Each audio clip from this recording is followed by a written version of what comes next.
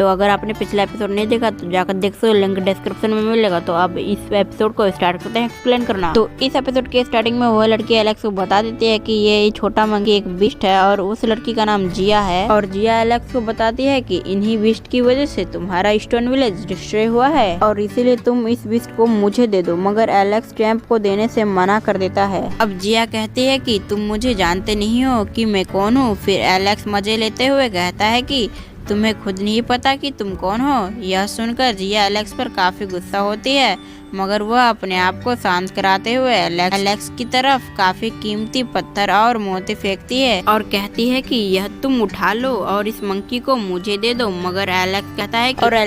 है कि तुम इस फालतू के पत्थर से मुझसे ये मंकी को खरीदना चाहती हो, मगर मैं नहीं दूंगा। और यह कहकर वो वहाँ से जाने लगता है और एलेक्स की इस बात से जिया काफी ज्यादा गुस्सा हो जाती है और एलेक्स पर पीछे से अटैक कर देती है, मगर एलेक्स जिया के अटैक से बच जाता है। फिर जिया हवा में उड़कर एलेक्स पे अटैक करती है, लेकिन हर अटैक से एलेक्स बच जाता है और एलेक्स कुछ ही समय में जिया को हरा देता है और वहाँ से जाने लगता है। और जिया उसे देखकर रोने लगती है और कहती है कि मैं एक गांव के लड़के से हार नहीं सकती। और एलेक्स जिया से पूछता है कि तुम रो क्यों रही हो। तो जिया बताती है कि मेरे मास्टर ने इस मंकी को लाने को कहा था, मगर तुम इस मंकी को मुझे दे नहीं रहे हो। जिया एलेक्स से पूछती है कि तुम अपने गाँव में अपने एक दूसरे से सामान एक्सचेंज कैसे करते हो। तभी एलेक्स बताता है कि मुझे काफी ज्यादा मिल्क पीना पसंद है, इसीलिए मैं तो किसी चीज को लेता हूँ तो मिल्क दे देता हूँ उसे, तो वो मुझे वो चीज दे देता है। लेकिन तभी वहाँ पर जिया के लिए एक रथ आ जाता है और उसमें से एक व्यक्ति निकल के आता है और कहता है कि आपके पापा आपको याद कर रहे हैं, तो इसीलिए आपको वापस जाना होगा। और जिया उस व्यक्ति के साथ जाने लगती है और एलेक्स को कहती है कि तुम इस मंकी का ध्यान रखना,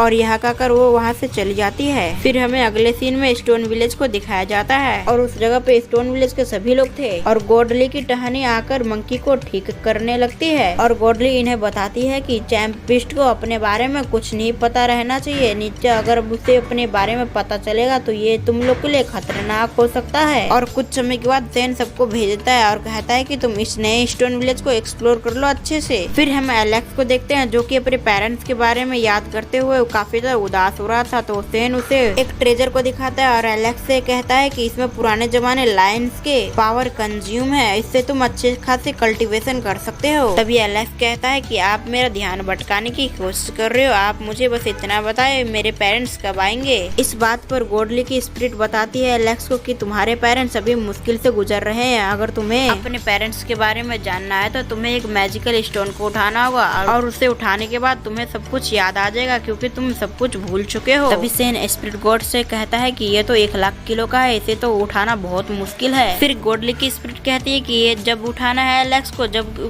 फर्स्ट कल्टीवेशन के फाइनल स्टेज पे हो एलेक्स। फिर गॉडली की स्पिरिट उस मैजिकल स्टोन को दिखाती है और कहती है कि इसी मैजिकल स्टोन को उठाना है एलेक्स को, उसके बाद सब कुछ एलेक्स को याद आ जाएगा। फिर एलेक्स कहता है कि मैं अपने पेरेंट्स से मिलने के लिए कुछ भी करूंगा। फिर वो अपना ट्रेनिंग कर रहा था कि अपनी पावर को बढ़ा पाए और वो अपने कुछ ही समय में पावर को भी बढ़ा लेता है और कुछ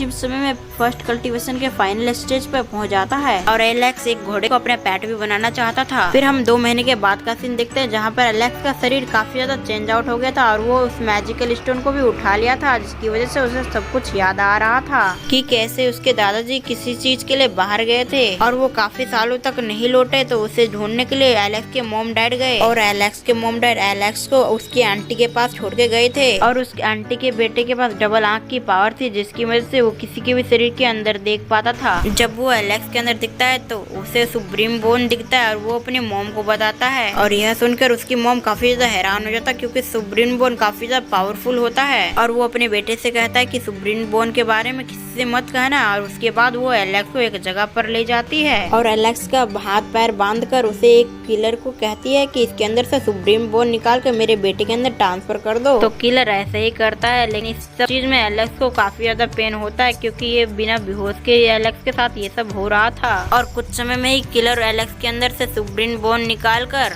उस दूसरे लड़के में ट्रांसफर कर देता है और उन लोगों को ऐसा करते हुए एक लड़की देख लेती है और ये एलेक्स की फैमिली की एक लड़की है और वो लड़की एलेक्स को नाना को बुलाने के लिए चली जाती है और कुछ समय में एलेक्स के नाना दीवार तोड़ के आ जाते हैं और यह सब देखकर एलेक्स के नाना काफी ज्यादा गुस्से में आ जाते हैं और उसे गले से पकड़ लेते हैं और एलेक्स के आंटी का लड़का जिसका नाम डेविड था वो अपने गले पे चाकू रख लेता है और उनको धमकी देता है कि अगर आपने मेरी मोम को नहीं छोड़ा तो मैं अपने आप को मार दूंगा। फिर एलेक्स के नाना अपने बड़े लोगों के पास सभी को ले जाते हैं और जो वहाँ पर फैसला करते थे उनसे एलेक्स के नाना गुजारिश करते कि इस औरत को मार दिया जाए क्योंकि इन्होंने मेरे पोते के अंदर से सुप्रीम बोन निकाला है। तभी आगे डेविड के फादर आते हैं और उनसे कहते हैं कि अब तो डेविड के अंदर सुप्रीम बोन ट्रांसफर हो चुका है, इसीलिए अब बाहर नहीं निकाला जा सकता, अब इसीलिए अब कुछ नहीं किया जा सकता। फिर एलेक्स के नाना कहते कि ठीक है हम डेविड के मोम को छोड़ देंगे मगर तुम मेरे पोते का सुप्रीम बोन उसे लौटा दो। तभी डेविड के फादर कहते हैं कि अब ऐसा कुछ नहीं किया जा सकता क्योंकि सुप्रीम बोन ट्रांसफर हो चुका है, अगर हम ऐसा फिर से करते हैं तो इसमें एलेक्स की जान को खतरा है। तभी बड़े लोग कहते हैं कि अगर 10 सालों तक एलेक्स जिंदा रहा तो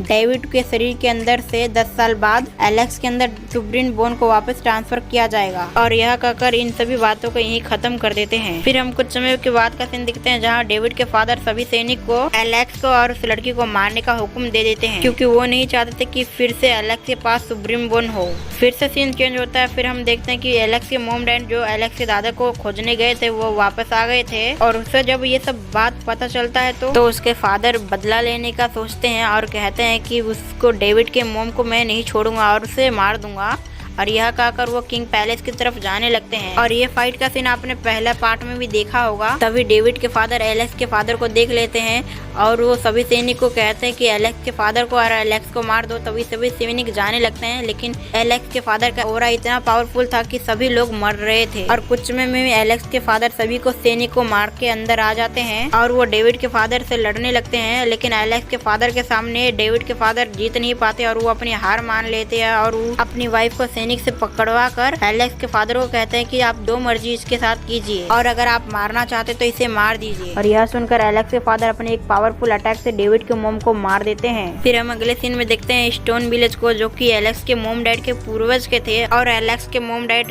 एलेक्स को शेन को दे देते हैं और कहते हैं कि आप ही इनका ध्यान रखिएगा। उसके बाद ये एपिसोड यहीं पर खत्म हो जाता है। अगर आपको इसका नेक्स्ट पार्ट देखना तो आप वीडियो को लाइक करके चैनल को सब्सक्राइब कर लो, बेल आइकन को भी ऑल पर सेलेक्ट करना जिससे मैं वीडियो अपलोड करूँ इससे आपको सूचना मिल पाए। चलो थैंक्स फॉर वॉचिंग।